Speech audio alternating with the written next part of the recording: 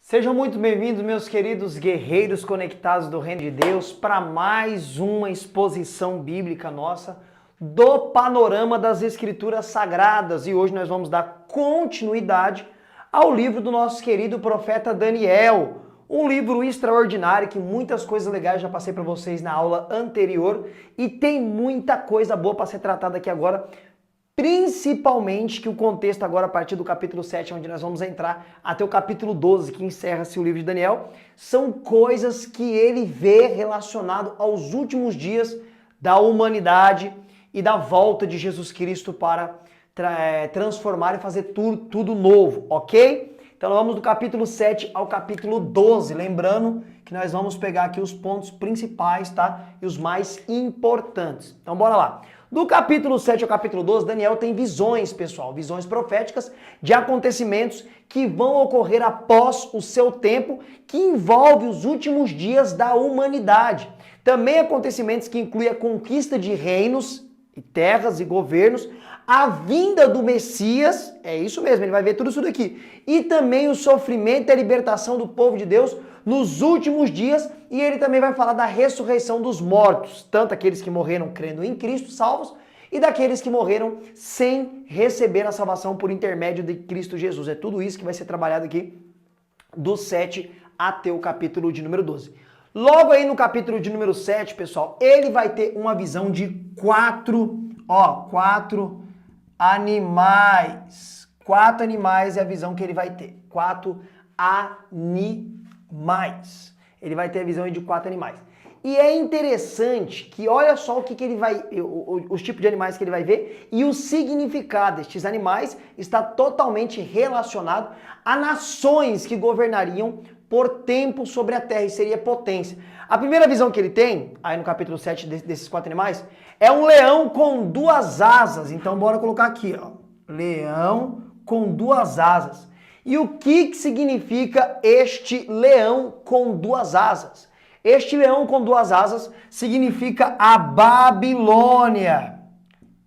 A Babilônia, pessoal, significa Babilônia, significa o governo da Babilônia. E este governo da Babilônia, ele durou de 605 a.C. até 539 a.C., que é quando a Babilônia cai. E ele aqui vai falar que ele vê este animal poderoso que aqui na visão dele representa a Babilônia. O segundo animal que ele vai ver dentro desta visão dele é um urso com 3 costelas na boca. Um urso com 3 costelas na boca. E quem representa esse urso? O governo que veio logo depois da Babilônia e dominou todo o mundo antigo, que são quem? Os Medo-Persa, pessoal. E o governo dos Medo-Persa se estabeleceu de 538 a.C. até 331 a.C. As 3 costelas na boca deste urso aqui representa a crueldade com quem os Medo-Persas eles invadiram e conquistaram a Lídia, Egito e a Babilônia. Eles foram muito cruéis nestas invasões para conquistar estes países, né? Estes povos. E é por isso que essas 3 costelas representam a forma brutal que eles conquistou estas 3 nações aqui. Conquistaram muitas outras, mas entende-se dentro da interpretação, essa é a posição mais aceita, tá? Tem outras posições, mas eu procuro trazer aquela mais aceita no mundo acadêmico. Essa é uma das posições mais aceitas para a interpretação deste animal, tá? O terceiro animal que ele vai ver aqui é um leopardo. Ó, leopardo. E este leopardo aqui, ele tem 4 asas e 4 cabeças. E aí? O que representa este leopardo com 4 asas e 4 cabeças? As 4 asas representam com a velocidade que esse leopardo ele vem. Lembrando que o leopardo ele é um dos animais mais velozes do mundo. Aqueles que tem lá na savana lá, acho que é isso mesmo, o leopardo chega quase a 100 km por hora. E esse aqui ainda tem 4 asas, mostrando a velocidade, que ele vem muito rápido. E este animal aqui representa o Império Grego, com Alexandre o Grande, que conquistou o mundo antigo de forma muito rápida mesmo, pessoal. Depois, se você dá uma pesquisada nas invasões de Alexandre o Grande, a conquista que ele teve ali no contexto dele foi muito avassaladora e muito rápida. E este animal aqui representa Alexandre o Grande. E as 4 cabeças representam os 4 generais que ele tinha, que assumiu após a morte dele. E quem são esses 4 generais? Seleuco, Silimaco, Cassandro e Ptolomeu. Estes são os 4 generais que assumiram logo depois da morte de Alexandre o Grande e dominaram ali toda a Palestina antiga naqueles tempos. Tanto que depois você vai ver até lá na época lá do Evangelho, a grande influência que teve ali pro lado de Jerusalém foi a dinastia do Seleuco, né? Os Seleucidas, né? Os Seleucidas. Ele que dominou aquela parte ali e exerceu muita influência na época lá dos tempos bíblicos. E este governo aqui, pessoal, que são os gregos, né? Esse governo aqui dos gregos, eles dominaram de 331 a.C. até o ano de 168 a.C. Demorou muito tempo o governo aqui dos gregos, aqui dominando a Palestina antiga. E o 4º animal aqui que Daniel vê é um animal terrível e espantoso. Ele não descreve como que é esse animal aqui. É um animal terrível, terrível, um animal muito terrível e espantoso. E ele representa o Império de Roma, que foi o pior de todos esses aqui, pessoal. E este império durou, foi o que mais durou também, né? Ele durou de 168 a.C. até, pessoal, 476 depois de Cristo durou aqui o governo de Roma, que foi o império aí, o mais tenebroso de todos. Ainda dentro do capítulo de número 7, nós temos ele tendo outra visão de outro animal terrível que tinha 10 chifres. E entre estes 10 chifres, um chifre menor se despontou, se destacou. Entre os 10, um menorzinho subiu. E este chifre menor foi lhe dado uma boca. Ele tinha uma boca e ele falava muitas coisas espantosas. Nós entendemos de forma majoritária, tá? Tem outra interpretação, pessoal. Sempre vai ter outras interpretações. Mas de forma majoritária é entendido que estes 10 chifres representam 10 nações. Já que todo o contexto aqui desses animais representa nações, a ideia é que esses 10 chifres representam 10 nações, e de dentro destas 10 nações vai surgir um homem. Aqui já seria uma alusão direta ao anticristo, porque esse chifre menor é lhe dado uma boca e ele fala muito, fala coisas terríveis. E essas 10 nações aí é uma ideia hipotética, alguns entendem que seria o bloco da Europa.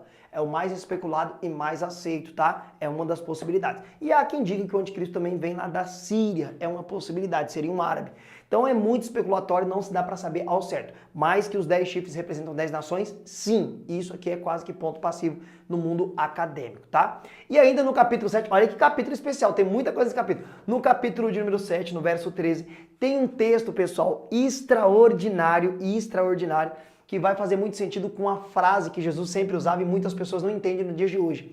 Jesus, por muitas vezes, ele falava: o Filho do Homem veio para desfazer as obras de Satanás. O Filho do Homem não tem onde reclinar a cabeça. Para que saibais que o Filho do Homem tem poder na terra para perdoar pecado. Pega a sua cama e anda. Por que Jesus usava muito essa expressão? Filho do Homem, Filho do Homem, Filho do Homem. Alguns pensam que era ele se referindo que ele era filho de homem. Não, não é, pessoal. Na verdade, Cristo está se referindo de uma profecia de Daniel que quase ninguém sabe. Está aqui no capítulo 7 de Daniel e verso 13. Ele fala que vê um vindo com glória e poder semelhante a filho do homem, o ancião de dias. Jesus, quando falava filho do homem, muitos judeus entendiam que ele estava se colocando no lugar desta profecia aqui de Daniel, o filho do homem. E aí, gostou de saber dessa daí? Comenta aqui embaixo, aqui, pode comentar aqui no lugar aqui de comentários aqui. Beleza? Então, mais um aí que você aprendeu aqui com o professor Wesley Almeida. E agora, pessoal, vamos dar um salto lá para o capítulo de número 9, tá? Capítulo de número 9 também tem algo muito importantíssimo que é trabalhado aqui dentro do livro de Daniel, que envolve aquilo que nós chamamos de escatologia, que vocês vão aprender aqui também comigo, né? Ou já estão aprendendo, né? Dependendo de que você já está nos estudos. Você vai aprender sobre escatologia. Dentro do capítulo 9, a partir do verso de número 24, vai falar sobre as 70 semanas do Messias, pessoal. 70 semanas do Messias aí, tá? O que seria estas 70 semanas? Então o que acontece aqui? Dentro deste contexto aqui, o anjo Gabriel, ele fala a Daniel que 70 semanas estão ordenadas, determinadas sobre o povo de Daniel, sobre a sua santa cidade, para extinguir o pecado, para cessar o sacrifício, para vir o ungido. Então ele está falando que para concretizar toda, para selar a profecia, para acabar com tudo, Deus restaurar tudo, são 70 semanas. É o que o anjo Gabriel fala para Daniel dentro desta visão. Mas estas semanas são semanas de anos. Então vou apagar aqui para poder mostrar aqui de forma mais certinha na lousa para vocês, tá? Não são semanas normais, são semanas de anos e as pessoas têm dificuldade de entender, mas eu quero passar de uma forma bem simples aqui para vocês conseguirem entender, tá? Vou dividir aqui porque pagar tudo vai demorar muito. Então vamos lá. Então são 70 semanas e essas semanas são semanas de ano. Então vamos lá. Como que se divide isso daí? Ele mesmo traz uma divisão. Dentro dessa revelação, o anjo fala o seguinte, ele traz 3 divisões. Essas 70 semanas, ela tem 3 divisões, né? É dividido por 3 aqui, é dividido por 3. E como que vai ser? Ele diz que primeiro é uma semana, então põe aí. Aliás, não, na verdade é tão difícil daqui, pessoal, que até às vezes os professores se embananam para falar. A primeira divisão são 7 semanas, é isso mesmo. A primeira, 7 semanas. 7 semanas. Que o total dessas 7 semanas, que são semanas proféticas, não são semanas normais, e isso daqui você pode constatar na sua Bíblia, em Levíticos, capítulo 25, verso 8, são semanas proféticas. Então, cada semana aqui equivale a 7 anos. Lembre que são 7 semanas, mas cada semana equivale a 7 anos. Então, a primeira semana daria o quê? Daria 49 anos. E ele continua dizendo, nesta divisão aí, que o quê? Que a segunda semana, nessa divisão aqui de 3, que a segunda parte seria 62 semanas. 62 semanas, pessoal, daria o total de 434 anos. 434 anos. Então a primeira semana deu 49 anos, a segunda deu aqui, ó, 434 anos. Falta uma semana, que seria o quê? Mais 49 anos. Aliás, não, uma semana não. Falta, não, é isso mesmo. Falta uma semana. Pera aí, errei de novo. Falta uma semana que equivale a 7 anos. Essa é a divisão. 7 semanas equivale a 49 anos.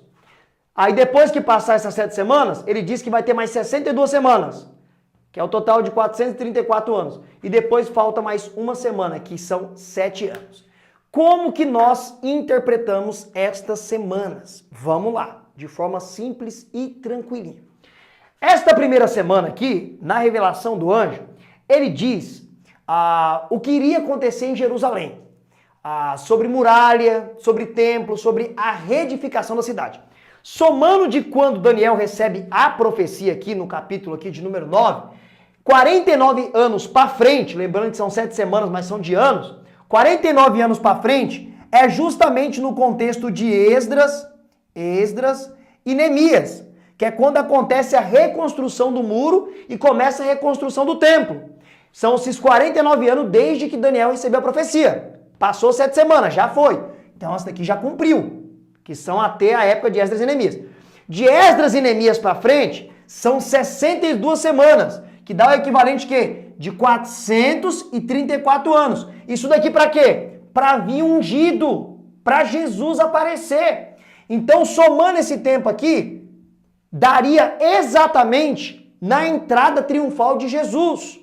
Naquele dia que ele desce do Monte das Oliveiras e as pessoas recebem ele, jogando ramos no chão lá de palmeira, jogando as vestes no chão. Ó bendito que vem em nome do Senhor, Hosanna na altura. Então, desde Esdras e Neemias, passando 62 semanas, que é equivalente a 434 anos, dá naquele domingo que Jesus entra na cidade de Jerusalém. Somando esses 49 anos com 434 anos, vai dar exatamente 483 anos, desde que Daniel recebeu a profecia, até a entrada triunfal de Jesus. Só está faltando 7 anos, porque a revelação inteirinha é equivalente a 490 anos. Então está faltando 7 anos. Até aqui, entende que já se cumpriu. 49 anos de Daniel para frente, Esdras e Neemias. De Esdras e Neemias, somando 62 semanas, que dá 434 anos, entrada de Jesus em Jerusalém. Faltando 7 anos. Esses 7 anos, a maioria esmagadora, tem pessoas que interpretam de outro jeito, tá, pessoal? Lembrando que aqui eu costumo trazer a posição mais aceita, mas tem alguns que entendem que isso daqui acabou no ano 70 da Era de Cristo, que esses 7 anos aqui se cumpriu também, e lá no ano 70, quando Jerusalém foi invadida por Tito Vespasiano, lá, que vieram lá de Roma, para acabar uma sedição que teve na cidade por conta de um grupo chamado Zelotes, que queria a independência de Jerusalém, de Israel. Então se cumpriu tudo aqui. É uma possibilidade aí que interpreta. Mas a ideia mais aceita no mundo acadêmico é que esses 7 anos foi jogado lá para o final, que é no período do anticristo, que nós entendemos que é chamado de grande tribulação. Porque ele diz que essa semana aqui é dividida em 2 partes. Se é dividida em 2 partes, é 3 anos e meio e mais outra metade de mais 3 anos e meio. Que seria 3 anos e meio de falsa paz, governo do anticristo ali, que ele seria bonzinho, e depois 3 anos e meio de grande destruição, quando Deus inverte o cálice da sua ira sobre a terra dos homens. Isso está lá em Apocalipse. Esta é a interpretação mais aceita no mundo acadêmico aí, igrejas afora, tá bom? Então isso seria as 70 semanas do Messias. Eu espero que você tenha entendido. Se ficou meio complicado para entender, volta um pouquinho e vê de novo, mas é dividido em 3 partes. 2 partes entende que já aconteceu e só falta então 7 anos para se concretizar toda a profecia de Daniel e Jesus voltar e restabelecer o reino do Pai entre nós, tá bom? Ou trazer o reino do Pai. Acho que essa é a melhor expressão. Bom, galera, e termina o livro de Daniel também, falando sobre a ressurreição dos mortos, né, que eu falei até no começo lá, né, e também a ressurreição dos mortos para a vida eterna e a ressurreição também dos mortos para a condenação eterna. E esta é a exposição do livro de Daniel. Eu espero que você tenha gostado muito e te aguardo para a nossa próxima exposição do panorama bíblico dos livros da Escritura Sagrada aqui com o professor Wesley Almeida. Até a próxima, querido guerreiro conectado do Reino de Deus.